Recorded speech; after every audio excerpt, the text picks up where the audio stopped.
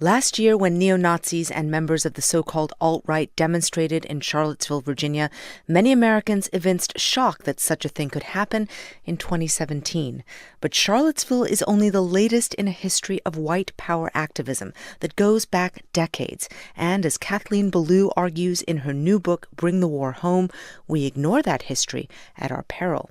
In it, she explains what many disparate events have in common, from Ruby Ridge to the Oklahoma City bombing. Many of those threads go back to the Vietnam War. It's called Bring the War Home because that provided the clearest way of thinking about a problem I ran into in the archive, which was that Klansmen and neo-Nazis committing violence in the United States, ranging from veterans to those who didn't serve in the war, commonly understood the Vietnam War and invoked the war to describe why they chose the activism they did, and to frame their tactics and their uses of violence in many different contexts. Kathleen Belew says the terrorism that arose in the 1980s within the white power movement came in the form of small cells of just a half a dozen men, creating what she calls a leaderless resistance.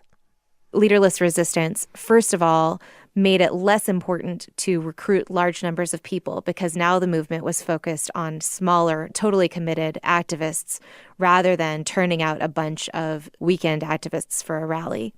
It made it really important for the activists to have enough in common culturally to understand their shared goals. And that's another place where the narrative of the Vietnam War became very important to them.